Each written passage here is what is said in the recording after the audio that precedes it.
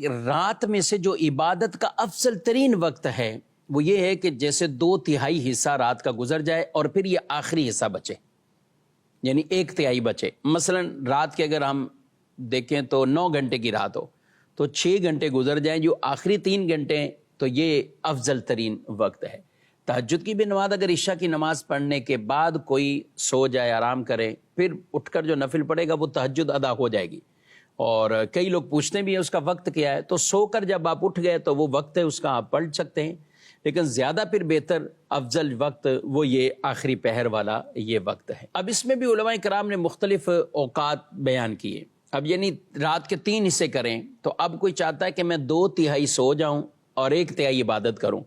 تو اسے کہا گیا کہ رات کے شروع میں 1/3 سو جاؤ اور بیچ کا 1/3 عبادت کرو اور پھر آخری 1/3 وہ سو جاؤ، یہ بھی فرمایا گیا۔ اور اگر کوئی یہ چاہتا ہے کہ آدھی رات سو جاؤں اور آدھی رات عبادت کروں، تو آدھی رات شروع کا حصہ سو جائے اور آخری جو ہے اس میں عبادت کرے۔ نبی کریم علیہ الصلاۃ والسلام کی حدیث پاک ہے، ہر رات میں جب پچھلی تہائی باقی رہتی ہے، آسمان دنیا پر خاص اللہ تجلی فرماتا ہے اپنی شان کے لائق، اور وہ فرماتا ہے کوئی دعا کرنے والا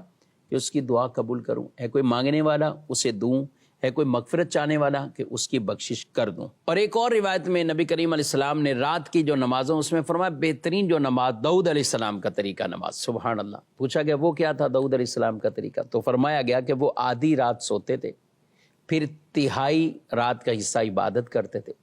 اور پھر وہ جو رات کا 6واں حصہ بچتا تھا اس میں پھر سو جاتے تھے، پھر وہ سو جاتے تھے یعنی آرام کرتے تھے۔ حضرت داؤد علیہ السلام کی جو نماز ہے اس کو اگر آسانی سے سمجھنا ہے تو اب بالفرض رات 6 گھنٹے کی رات ہے، جو 6 گھنٹے میں سے وہ رات کو